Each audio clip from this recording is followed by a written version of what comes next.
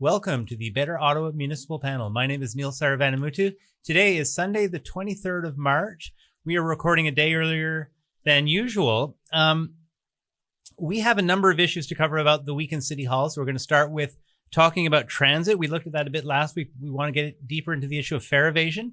We're going to talk about salt. Is the City of Ottawa putting too much or too little on the roads and sidewalks? Tewin is a residential development that's coming back to council. We will also be talking about battery storage out in some of the rural areas of the city. And finally, we have our lightning round where we respond to your questions and comments. And we will also talk about the implications of the new provincial cabinet and the federal election call. So as always, I'm joined by Joanne Chianello and John Willing. Welcome to you both. Hello. It's going to be an hour and a half, the municipal panel. That's a lot of meat here. There's a lot of stuff here. We do have a lot to cover. And as I mentioned, we're going a day early.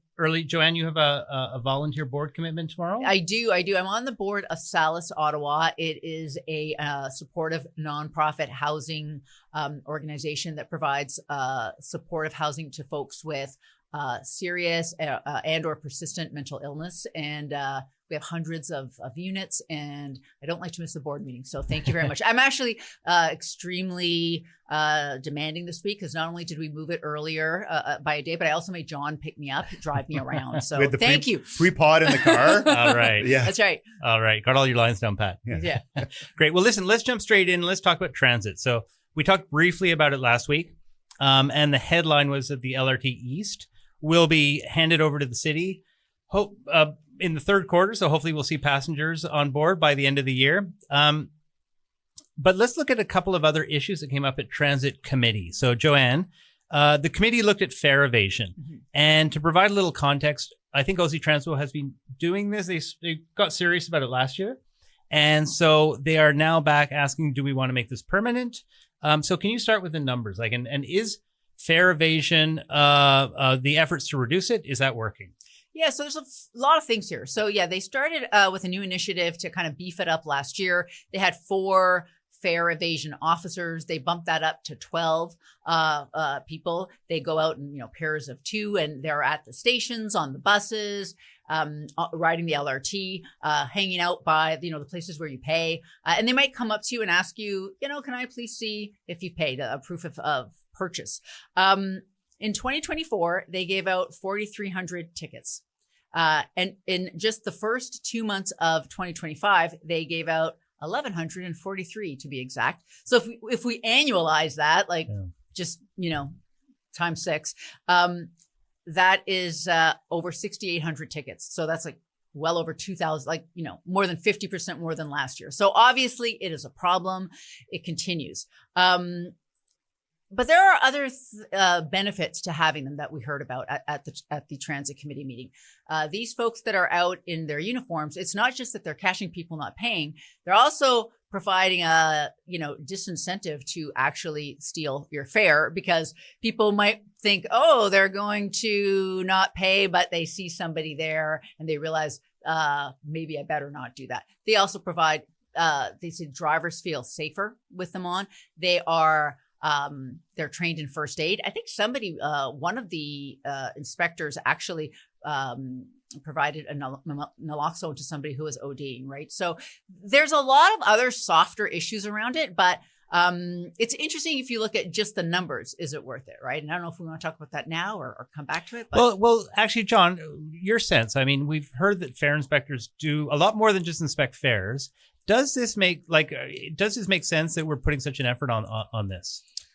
Well, I don't know if you guys have ever been on a bus or train or at the fare gates or at the back of the bus. Back when back door boarding, they didn't have the Presto machines at one time. A lot of people were boarding at the back of the bus, and you go, I just paid my fare at the time. Maybe it was like $3.25 or something like that. I don't know. But yeah, I think if we're going to be serious and have a transit system that we collect fares from, then we should kind of operate like a business and make sure that people are paying if they should be paying to get on. And of course, there are people in the city who can't afford to take transit, and mobility is critical to get around the city. If you have childcare commitments, you have groceries, you got to get groceries, you got to get to jobs. And so that becomes a real concern if people can't afford to get where they need to be in the city. But I think the city has done a fine job of having some programs available for people to access steeply discounted fares, the community passes, and the other one is like Equipass. Sorry? Equipass. Yes, thank you. And to a certain extent, the U-Pass too for students that's deeply, deeply discounted to take transit around the city. So to your question, Neil, should the city be having fare inspectors, making sure people are paying their fares? I think it's a fine thing, especially for the reasons that Joanne talked about. They're not just people out there. They're not the fare cops. They're not sworn, by the way. They're not sworn officers. They're part of the special constable unit. But they fall under bylaw. But they're bylaw officers. They're not like deputized, right? Meaning Ottawa police. They're not Ottawa police. That's right. But they do an education component for that. They're kind of like mobile customer service representatives as well. I was a bit surprised to hear that because, and I think they're former bus operators too. Yeah. But I have another side. I'm going to argue the other side just, because I'm here, on a couple things. One of the things that they did is they OC Transpo has stopped riders from the ability to buy a discounted single fare ticket, because what they're finding is people were cheating, right? If you have a youth pass or a seniors, if you want a seniors fare, you have to show proof of age, right? When you put it on your Presto card, right? If you buy that program, if you bought a single ticket, people were cheating. And actually, so what they're finding is, and not young people, seniors, right? That seniors were cheating, and they're finding that's gone down.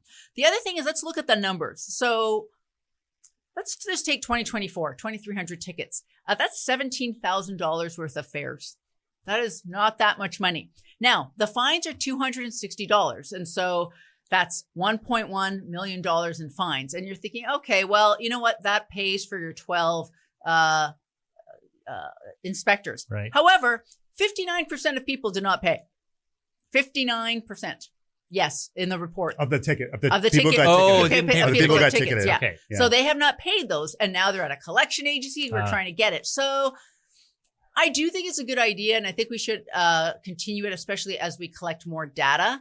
And there do seem to be these other benefits of having these inspectors. But it at the very least has to pay for itself, right? Yeah, there are 12 full-time people that cost, I'm sure, at least $1 million.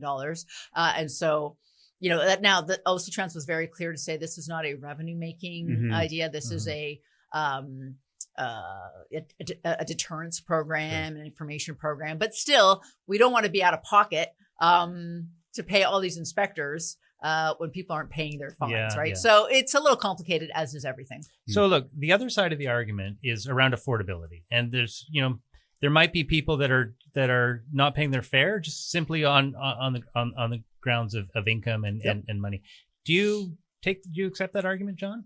I absolutely, but I go back to, we have programs for people to access, and then you could go back and say, well, of course, transit should be free, and maybe it should be, but that's a way bigger discussion, probably involving both levels of government. And it was free for teenagers for 3 seconds, and we do offer some free transit for some fare classes, seniors still, for a couple of days, right, during the week. So we do have opportunities. If you're a senior who wants to get around the city, you have discounted fares, you have some free days. If you're someone who is on low income or receiving disability, you have programs to access at OC Transpo. So yes, the affordability issue is real, and I do sympathize with it very much so. But I do think, if you're running a transit system that runs on fares and you have a credibility issue, if you're not making sure people pay as well, because otherwise, if the word is out that no one's checking, then people, I think, will. By the way, the fare gates at LRT stations, they're easy to get through, and I see people go through them all the time. Whether it's an affordability issue, they can't afford to pay, or they just don't want to pay. But it's not hard to get on OC Transpo without paying in the Yeah. Okay. Let's move on. There's something that came up in committee that quite surprised me, and that's around the timing of the LRT extension, because right towards the end of the meeting, Councillor Brockington asked the question, how do these timelines, these delivery timelines, how do they compare to what we originally promised? And the answer that came back from staff was that the east extension is pretty much on the timeline that we talked, the east extension is maybe 6 months behind schedule, but the west extension, out to Moody and to Algonquin College is pretty much on schedule. So isn't LRT like years behind? Yes, it is. It's like 100%. Yeah, and I would say, so the eastern extension is not as bad. It was supposed to be finished last year in 2024. And if we're lucky, it looks like we'll be riding it later this year. And so for one year for a big project like this with, COVID in between, like this contract was signed in 2019. A lot of things have happened since then. Right. And so that's not bad. The West is like 2 years old, like 2 years behind, like the Western extension, which was the most complicated anyway.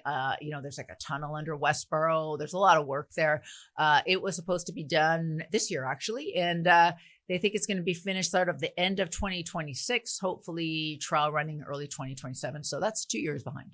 Yeah, to be exact, when they signed the contract in 2019, the substantial completion dates were November 2024 for the East and May 2025 for the West. And so those are the numbers. That's substantial completion. That's not revenue service. So it's not riding it. That's not riding it. That's right. And so anyone who, I have traveled between my home in kind of central Ottawa down to Algonquin College, often using transit, and you get to see kind of the progress as you go with the digging along the parkway. And anyone who's taken that route for the past, 4 years can see that things have been behind. And the city did say some years ago that we've hit some we didn't realize what type of soil we were getting into. And so there's going to be some delays. So they have flagged it along the way that we're running into some issues here we didn't predict. But to say that things are on time compared to the original timelines is just not true. But we will see this year on the West end too, like the stations being finished. So it will look better, even though it, won't be running. So, okay. Yeah. Last point on transit. One of the questions that came up from Councillor Hill was around, are we any closer to understanding the root cause of the derailment? The root cause. Yeah, the derailment of the Confederation line, which happened 4 years ago, right? Started 4 years ago. 3. No, 4. Yeah, 4. Yeah, almost 4. 3.5. Yeah, exactly. Because it was the fall of 2021. Did a lot of reporting on that. There are a lot of reports, like, many consultants, Rideau Transit Group and maintenance, the folks that built the system, Alstom, the people who built the train, they have all written their analysis and their reports. The problem is they blame each other, right? And so we can't have a root cause because everyone's like, it wasn't me. So what we're doing is sort of trying to fix the problems. And so and if people remember, it was 2 derailments. One at Chinese Pasture. Nobody was on it. It wasn't quite as serious. The other one, the train went over the Saint Laurent Bridge with people in it, with the wheel off the rail, but for the grace of God. It was like a shocking thing. And weirdly, an RTM executive was on it with his family at the time. Like, it was amazing. Like a top executive. Yeah, it was crazy. And so what they found was, I think everybody agrees that there's too much friction of the wheel on the rail. And it is putting a lot of pressure on bearings and other components of the wheel assembly, let's say. You have to be an engineer to write the report on this stuff, I'm telling you. But and things are wearing out way sooner than they have. Like, they've replaced 700 bearings, axle bearings, which is ridiculous for the age of our system. And so what the Alstom is saying, it's the track's fault and the way that fits together. We built it, and RTG is like, no, it's the trains. And so right now what's happening is, this is a very long answer to the question. No, we don't have the root cause. But Alstom in 2023 said it was going to design and test a brand new wheel assembly set and replace them. Councillor Hill, God love him for asking this question, because it's easy to forget things have happened, but we need accountability on that. It is unclear from the answers when this replacement will happen. And it is unclear to me if these axles have been changed on the trains, the additional trains we have for stage 2 extension. So I think there's a lot of follow-up questions to that. Okay. So I wanted to ask that. These 2 extensions that we just talked about, they're running these lines, right? So what's running the trains? Yeah, they're running the trains. And I don't know, maybe Kiewit, Eurovia, and Vinci, who are building the extension. Mm-hmm. Maybe they've designed the rail different. I don't know. You never get to hear from them. There are still big turns, certainly in the West, coming down to Algonquin College. But this was always one of the concerns brought up, I remember, by people, kind of citizen watchers, right, about how the transit system was designed, about the big S curves or almost like 90-degree curves in the stage 1 system. But the fact that we Without don't really banking, like they were just flat. Yeah, Like, and anyone who was on the train could hear the squealing as they're like turning. Yeah. Right? And I think it's still going pretty slow out there. Yeah, I don't know. I haven't been on that turn in a while. But I mean, but anyway, it's crazy that we don't have an answer after all these years, and how that's going to impact the transit system for years to come. We're not really sure even too, right? So hopefully an answer soon. Okay, let's move on to our second topic, which is salt. Oh, And Jon, what salt? Yes. Councillor Ralston King put forward a motion looking at salt on roads and sidewalks. Yeah. So what was Councillor King asking for? Councillor King is interested in knowing how the city uses road salt, how much it's using. But I mean, this all comes back to how it's impacting our environment, right? Our waterways, particularly environmental groups. I remember have raised concerns about the amount of chloride in our waterways. So Councillor King did receive support for his motion. But also, people generally, don't like the stains on their boots and shoes if they're walking on city sidewalks. Edge of your pants, maybe your own cars or anything like that. But this issue about the road salt has been going on for a long time, right, Joanne? Yeah. Like I remember back in 2010, 2011 or something like that. This was an issue. There was a summit at City Hall, I remember. Councillor Steve DeRoche chaired it at the time. I remember then Mayor Jim Watson popped in because it was so important for him as well. They're trying to figure out how to respond to the salt consumption, because it costs a lot of money too. The city is a huge area, as we know, a lot of geography, so it takes a lot of salt to salt our roads and sidewalks. We heard from Ecology Ottawa that it was $65 a ton. Like I thought part of it is that salt is cheaper than other mitigating factors, but we have to take into consideration the amount of damage it does to both infrastructure and the environment. The environment, yeah. And the city has tried other products like the beet juice. Remember beet juice? These are years they tried it years ago. I don't remember if pickle brine was in the conversation, but pickle brine has been brought up at other in other municipalities. So it's been an ongoing issue, and maybe we'll, through Councillor King's motion and some questions at council, there'll be some action items, maybe about where the Ottawa River Action Plan. Maybe there's something that could be built into that. But even the Ottawa Citizen, they had a really good story earlier this year saying that Ottawa uses way more salt than most municipalities, right? Well, is that on a per kilometer basis? I believe it was like per acreage basis. Okay, or something like that. Yeah. Okay. So we do. We Ottawa. We do. Okay. I mean, we also have long transit systems. We have a lot of snow. Like we are different from other municipalities. But so how do you balance that public safety? There's other winter cities in this country too. Well, I mean, and the flip side of the discussion as well. What, we put down a bunch of salt because we don't want people to fall, of course, and don't want them to sue the city, of course, too, or hurt themselves, right? But anyway, that salt is really annoying. It tracks into the house. Neil, what do you have? What's your experience with salt? Well, you know what? So my own experience with salt in the winter is, first of all, my dog hates it, right? So he's always, she's always looking for the side of the snow where she can walk on. And it does become a bit of a problem, actually. But number two is, so I like to cycle. I like to cycle year round when I can. But what I find is that salt almost makes winter cycling impossible. So, we have these protected lanes, and they're cleared very well. But so much salt is put down that is so corrosive on the bicycle that it just it kills the bike in a matter of hours. Well, matter of days, unless you're washing it all the time and taking that salt off. So it's a barrier to winter cycling that I would love to remove. I think there are other products, and I'd love to see other products tested. So we've done a bit of it before in the city, but I don't think we've seen any of the results of that, right? We don't know we don't know the cost. We don't know whether it worked. We don't know whether it could be applied to, specific uses like bike lanes for people like me. Mm-hmm. How about you guys? Well, my kid, my boy, he likes eating snow. Even still, he's in the grays now, but he's always loved eating snow. So as a parent, I've always monitoring where he's sticking his hand into which snowbank along the sidewalk, making sure he's not eating a fistful of salty snow.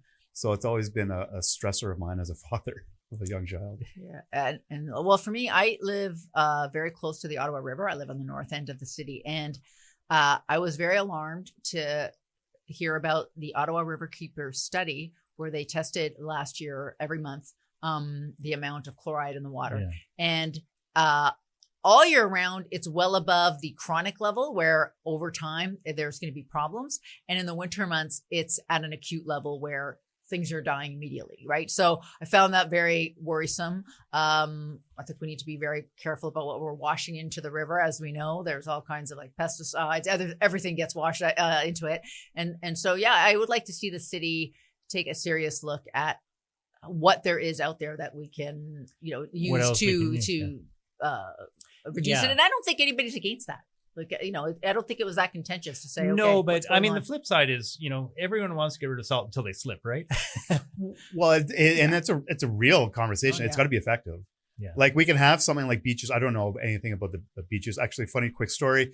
At Algonquin College, they tried using beet juice with, I don't know if they still do, but a couple winters ago, because some of my students were reporting on this, that the campus smelled so bad one day, like really, really bad. So reporters went out to find out what smelled so bad. Turns out it was the concoction they were using for the beet juice just wasn't is it formalized red? well. Like, is it like staining everything? Does it look like there's like a murderous disaster in places? Like, well, what you does that can look see like? a bit of like on the snow, some discoloration.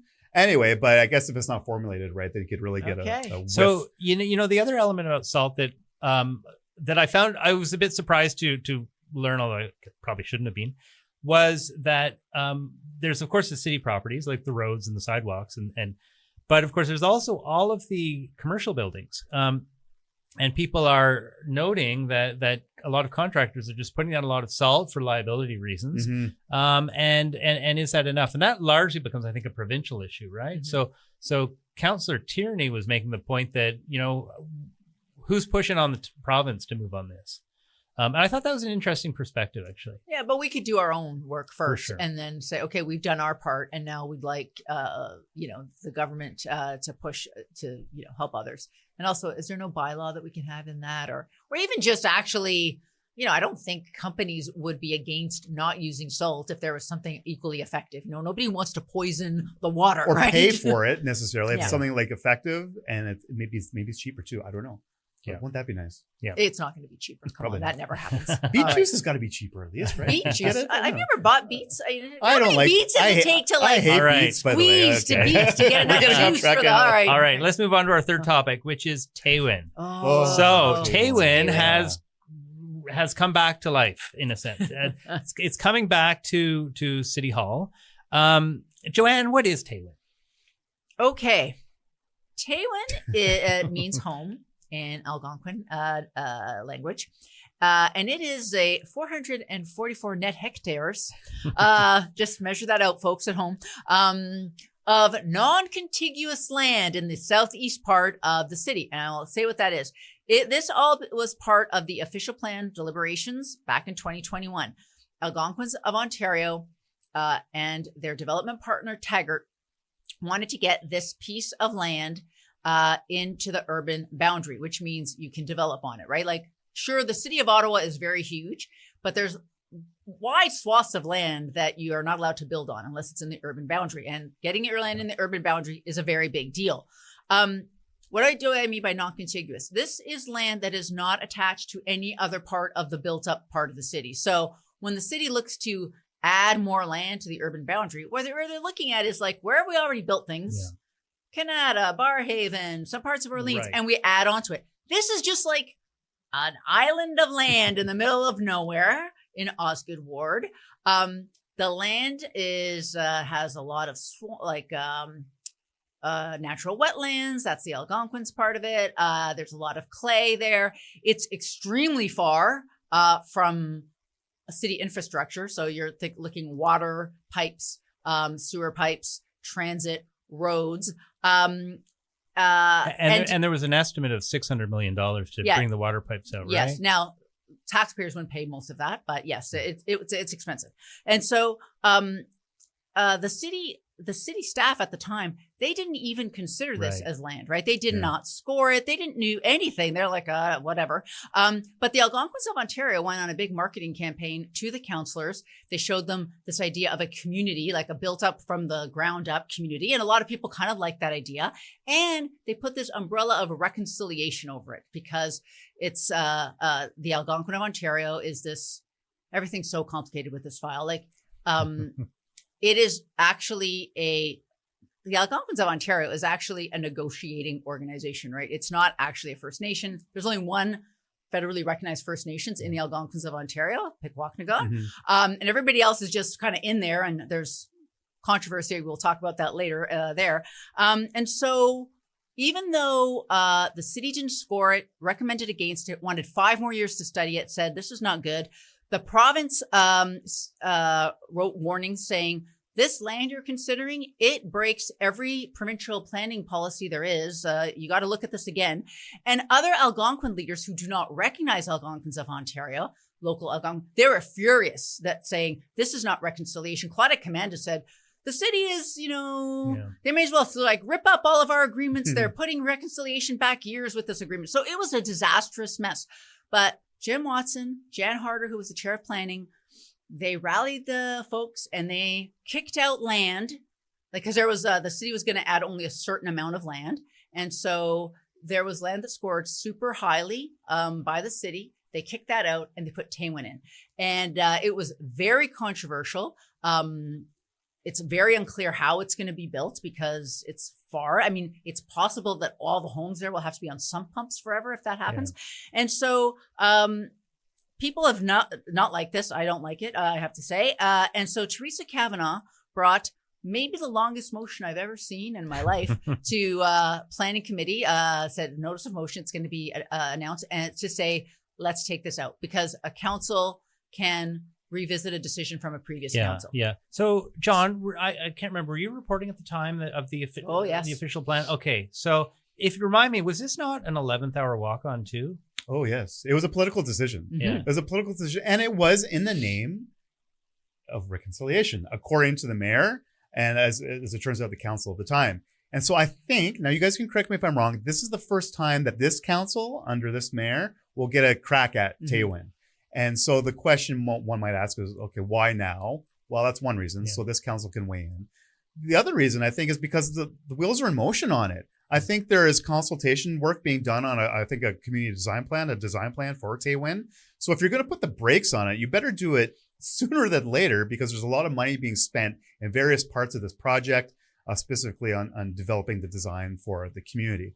It's interesting because Councillor Kavanagh had one interesting whereas in her long motion. She apologized for the length of the motion. In that she speaks to the Fairness to Ottawa campaign, the mayor's Fairness to Ottawa. Am I pronouncing that? Fairness to Ottawa? Anyway, but that's timely, right? Because that's an active issue that the Mayor Sutcliffe, has spoken about, having fairness for Ottawa. So it speaks to the cost, the affordability for Ottawa to afford everything from transit to everything, including to be able to serve a community that, as Joanne described, is on an island in rural East Ottawa. Not a literal island. No. But I would also say on the timing, I was talking to some folks, and part of it is it's in Osgood Ward. There's going to be a by-election in Osgood Ward. So I think the folks who'd like to reverse this decision are hoping it becomes an election issue there. I wanted to say a couple things on the reconciliation.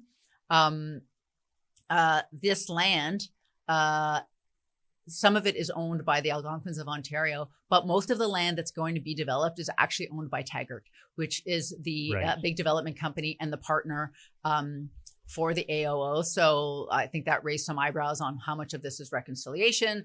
And my former colleague, Kate Porter from CBC, reported on that while these deliberations were happening, and people were like, oh, what are we going to, what are we supposed to do with this information? Also, the woman it was also interesting to me, the reconciliation part was obviously the big part, the big push for why this should be accepted, because at all the meetings, many hours of meetings for those, for the official plan, you never saw anyone from Taggart speak at council. It was always someone from the Algonquins of Ontario. And the person who fronted it for the Algonquins of Ontario is no longer in that organization because 2,000 people have been thrown out of the AOO for apparently dubious ancestry. And the person who was actually the person pushing this development is out of it. So there's going to be a lot of things that Yeah. are brought up, and Yeah. I think it's going to be interesting. I think it's going to be hard to pass, but I think it's going to be interesting. Yeah. So, John, I just want to pick up on that point about this council addressing Tewin. So there was the one, it was brought up in the infrastructure master plan discussions. And, as you know, those big infrastructure master plans, they look at everything that we might possibly need to do. They don't necessarily say we're going to fund all of it right now, but it's just mapping out the world of what needs to be done. So it has come to council, and they did make the explicit decision to put it into the infrastructure master plan. But in terms of, I think you're right that in terms of the official plan, and should Tewin be in or out, this is probably the first time that they've looked at that. And I bet there's some councillors who've been around for a while, including last term, saying, "Oh my!" And I could see kind of I was watching the faces when Councillor Kavanaugh introduced her notice, and it's kind of like, "Oh, They don't want to vote. here we go, here we go, indeed, Yeah. here we go." Yeah. indeed. I would like to say on the infrastructure master plan, because I love reading that thing. And that's just on water, not roads, not transit, Yeah. nothing else. The taxpayers are on the hook for 277 million of that 590 million. For Tewin. For Tewin, right? So some of it will be like Yeah. through development charges, yeah. and that's like the people who will live there.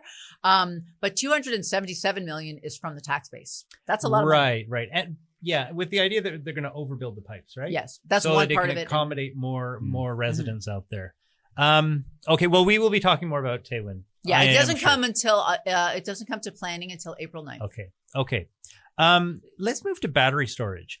So It's not storing batteries. Not backwards? Double A's? no, it is not. So the city has this energy evolution plan, which is a big part of that is shifting towards greener energy, solar, wind, which requires battery storage. So it's restoring the energy in the battery. And a battery energy storage system is being proposed for South March, which falls in the ward of Councillor Clark Kelly. Mm-hmm. Now, Councillor Kelly put out a letter this week saying that he does not support this project. He says he supports the concept of battery storage, but just not at this location. So We have an acronym for that. yeah. So John, is this legit, or is it, or what is that acronym that we have in mind? I think it rhymes with Jimby or something like that. No, so you're talking about NIMBY and NIMBYism. And so what your question is asking, is it NIMBYism that Councillor Kelly and other people maybe in the community are opposing the battery storage proposal? So yes, what isn't NIMBY when it comes to community concerns, right? And so if you're Councillor Come on, Kelly, if you say I support this technology but not here, isn't that the poster definition? yeah, of it's the same. I've heard this. NIMBYism? I've heard how many times have you heard this? I support intensification, but not at this But- corner, but not this property. But I really But would not like in this form. densification, not in this form. Yeah. And so, look, if you're Councillor Kelly, this is a no-brainer. For politically, right? There's an election next year, and he's got to side with the strongest so voices in the mad there, community. yeah. And we can talk Yeah. about whether, is he doing the right thing? Well, he is, if he's going to be representing the voices in his community at council. And at its core, that's what a councillor's job, I think, is to do. We could talk about that, though. I want to ask you about that actually, Yeah. because so is a councillor's job to be the representative, i.e., they get voted to have the responsibility of making decisions on behalf of constituents, or is their job to be a delegate? In other words, just to take the views that have been provided by the community and to and forward them on to council. Are they decision makers, or are they just transmitting information? What is the role of a councillor here? It's interesting. On the way over here, John and I were talking about Glenn Brooks, who you probably don't remember, but No. he used to be the councillor for Rito Goulburn. It was called at the time. Now it's called, has a much better name, the Rito Jock Ward. And he used to sort of, I don't know how he did it at the time. He used to survey constituents. This is before 2010, survey constituents about how they wanted him to vote. And I thought, why did they elect you then? Yeah. What is the point? And now Yeah. with AI, you could just do that all the time. Why do we need anybody around that? Survey for you? monkeys everywhere. Yeah, exactly. Yeah. So it is a fine line. If you are constantly voting against the wishes of a lot of your constituents, you're going to lose the next time around, right? And so, but you do need to have some values. I mean, ideally, when you're elected, you say, here's what here's what I think. Here's how I would represent you. Here are my ideas for how to make the city better. And here's what I believe in. And you vote on that. The problem is things come up, and nobody probably had anticipated the battery energy storage system. For Clark, it's easy because, and we see this in planning all the time. They don't get he doesn't get a veto. He just has to say, no, I'm not going to support it. But council gets to vote on it, and council will probably pass it. So it gets passed. We get it because we need it. Like, we can't say we're in favor of sustainable energy and not have anywhere to store it. That's obviously not on. And so the city gets the storage capacity. He gets to say he sided with his residents. You see this all the time. All happy. Yeah. All the time. So, I mean, just quickly, I think you're a voice for your community when there's something in your community that needs to have a voice for it at council. When you're a delegate, I see this often when other things are happening in other parts of the city, and you're not really going out to your constituents as to what they think about maybe a project in Orleans or somewhere else. That's, for Councillor Kelly across the city. And then you become more of a delegate, I think. But when you have a project in your community, I think there's an expectation by your community that you'll bring their voices to council. But what if you really believe in it? Like, I believe in that. Yeah. I was thinking, what would I do if I was there? I would have a real problem because I'm like, rural areas are where these are going to go. They're large. And, maybe I would demand better answers because you got to wonder. I don't know because I didn't follow the consultation closely. There were concerns that things were not answered. And I have been to consultations where I'm like, you need worst case scenario answers. People need to be prepared.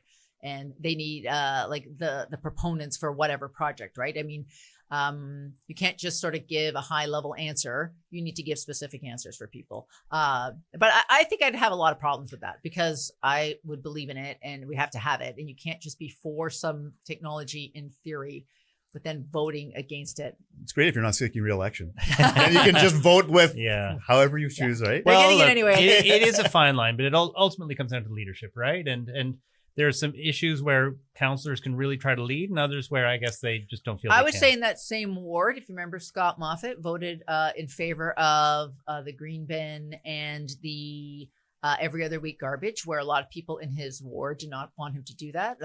People spoke out against it, and he got reelected 2 more times, I think. So, there you go. So you never was that when he was chair of environment? When he was, I can't remember that, but I think vice chair under Maria McRae. Yeah. You know what that means? Oh my God, you're crazy with power with that bill. Yeah, that's right. It is time for the lightning round, and this will be a true lightning round. Panelists, you'll have 60 seconds to answer the question. Ooh, that's rude. And if not, you will be. Oh. So let's start with some questions from listeners. So John, the Bay on Rideau Street, that's about to close. And so I think we all recognize that the era of large department stores is coming to an end, but that's a very important space. And is there, it doesn't seem to be any retail solutions that are coming forward to fill that space. So is there a role for the city here or other levels of government to come in and do something here? Well, I don't think spending money. I don't think the city has money or by any level of government probably to buy or lease, maybe lease. I don't know what the federal government needs in space right now. But as a city, look, they have an economic development branch whose job is to go out and figure out what kind of economic development opportunities they can bring in, especially the downtown core too. And, we don't necessarily shed a tear for malls, but look, the Bay is going to be vacating. I loved the Bay. I don't know where I'm going to get any underwear. I don't know where I'm going to find it. I know. Come on. I'll talk to you after and I'll let you know there's other underwear places out there. But I mean, the city has a role, I think, in maybe trying to find, usher in an opportunity, but not directly put up something in that building. Okay. Let's turn to Doug Ford has announced his provincial cabinet. Joanne, we saw there were no ministers from the National Capital Region. Does that surprise you?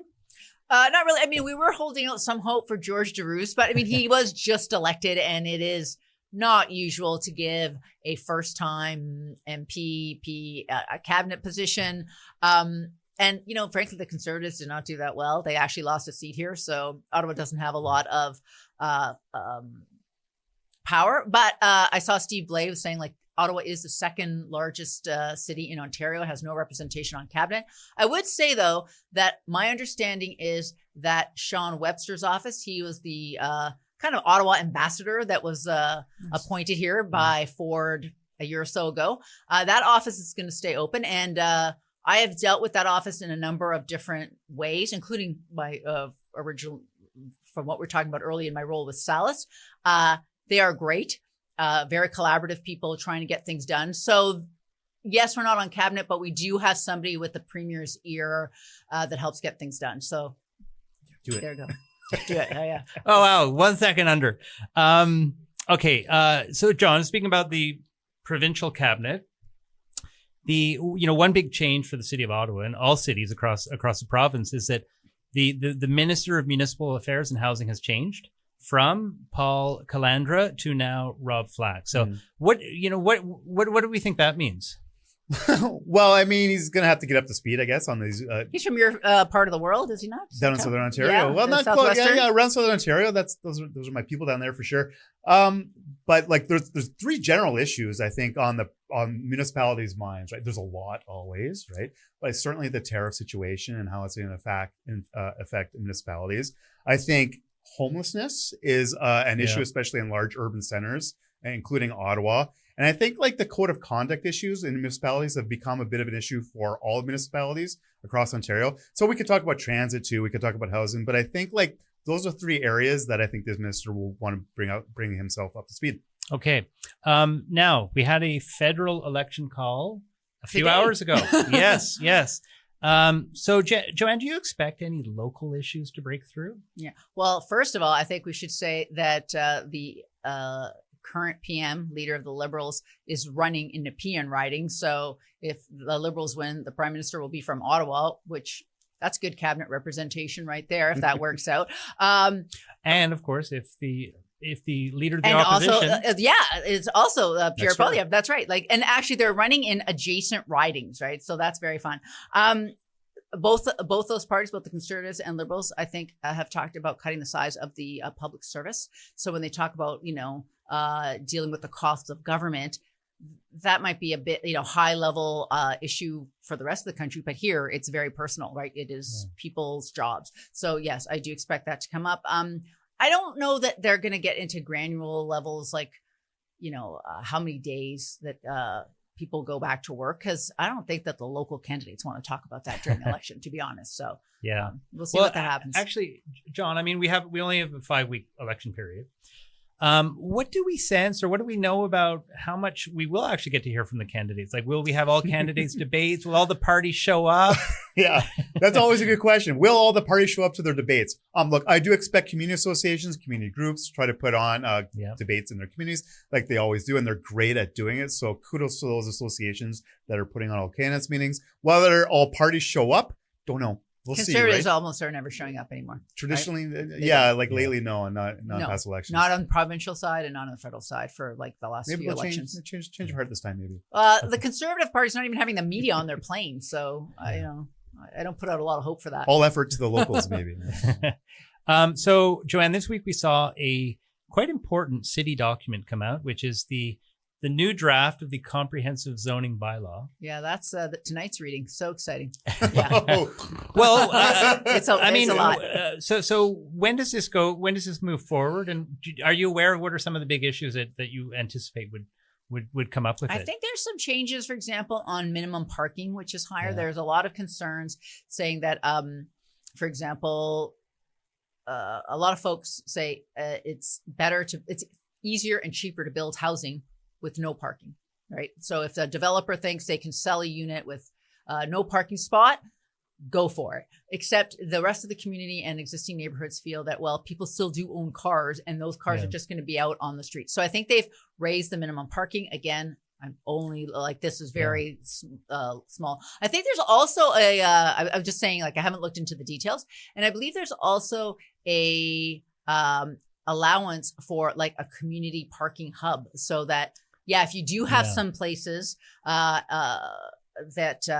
don't have parking, there's actually going to be a like central place where you can keep your car. And I think that was architect Rosalind Hill's idea, to be honest, and Catherine McKenny's, I believe. And I think you were involved in I was that. part of that too. Oh, yeah, I know. You tell me then. Why am I just describing it? Yeah. Is that your understanding of what? Yes, but well, you mentioned parking. I believe there's actually also maximum parking limits that are being proposed, which certain It's number of cars per unit of an apartment building. That would be quite a change and could be quite impactful and quite controversial. And I think it's going to planning. Is it next week? And then there's some consultations. So look for those both online and in person. The last time I went to a city consultation on this in person, it was fantastic. Like it was like breakout small groups. You got to talk to planners one-on-one. It was really good. And I think the final vote comes in May. Okay. So John, then it'll all get appealed for years. Yes. It probably it does take a good year or two to get appealed. Yeah. Okay. So John, the last couple of weeks we were talking a lot about social media posting, what the city should do. Oh yeah. Some of the feedback we got from our listeners was, are we going to talk about this every week? No, we are not. This is it. This is it. It's all, we're all going to. No. But you know what? So our listeners, two of our listeners came up with the idea. Can't we go back to the way things used to be? You could pick up the phone and talk to someone at City Hall. Reporters would love that. I can tell you that. I mean, this is why they developed the 311 call center, of course, is so that people have one number to call, and then your, request would be sent down through the chain, I guess. Could you just phone up a GM of a department and say, hey, what's going on? I don't know how efficient that is. I don't think we're going back that way. I think they prefer to at least get an email. Okay. That's the end of the lightning round. Okay. So let's talk about next week. This is the longest podcast we've had so far. Well, there was a lot of issues. This is just the first half, right? Okay. There were a lot of issues on the table. Let's talk about next week. So what are we seeing on the council calendar that is getting your attention, Joanne? I'll be interested to see the timing of the by-election in Osgood. The council already had that sort of emergency meeting or special meeting to deal with putting in 2 councillors who are overseeing Osgood now that George DeRusse is at Queen's Park. They have to officially claim his seat vacant.